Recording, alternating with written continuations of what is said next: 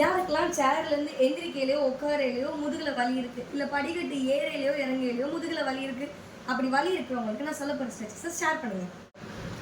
Okay, உங்களுக்கு back pain இருக்கா இல்லையான்னு தெரிஞ்சுக்கிறதுக்கு ஒரு டெஸ்ட் பண்ணி பார்க்கலாம். ஒன்றும் இல்லை, ஸ்ட்ரைட்டாக நின்றுக்கோங்க. ஸ்ட்ரைட்டாக நின்றுட்டு சைடில் உங்கள் தொடையிலேருந்து கையை வந்து அப்படியே தேய்ச்சி உங்கள் முட்டி தொடுற மாதிரி சைடில் சாயணும். முன்னாடியும் சாயக்கூடாது, பின்னாடியும் சாயக்கூடாது. ஸ்ட்ரெயிட்டாக சைடாக சாயையில் உங்களுக்கு இந்த இடத்துல ஒரு பெயின் தெரியுது அப்படின்னா உங்களுக்கு இங்கே இருக்க மசில்ஸ் எல்லாம் டைட்டாக இருக்குன்னு இருக்கும். ஸோ அப்படி டைட்டாக இருக்குது, பெயினாக இருக்குது அப்படின்னா நான் சொல்ல போகிற ஸ்ட்ரெச்சஸை ஃபாலோ பண்ணி பாருங்க. ஓகே, ஃபஸ்ட்டு ஸ்ட்ரெச் என்னன்னா, இந்த மாதிரி உட்காந்து கால் ரெண்டையும் நல்லா விரிச்சுக்கோங்க.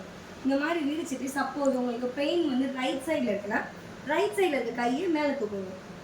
இப்போது லெஃப்ட் சைட் கையை இந்த கால் விரலை தொடுற மாதிரி குனிங்க.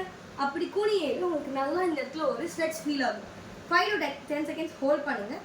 அதுக்கப்புறம் ரிலாக்ஸ் பண்ணிவிட்டு 3 to 5 times இந்த மாதிரி பண்ணி பாருங்கள். ஓகே, செகண்ட் ஸ்ட்ரெச் பார்க்கலாமா?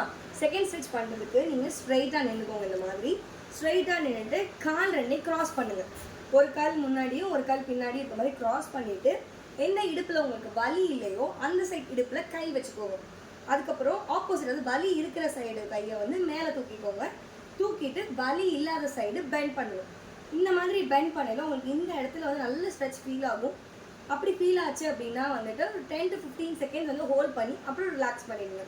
இது மாதிரி ஒரு 3 to 5 times வந்து இந்த மாதிரி வலியில் கஷ்டப்படுறவங்க ஃப்ரெண்ட்ஸ்க்கு ஷேர் பண்ணுங்க.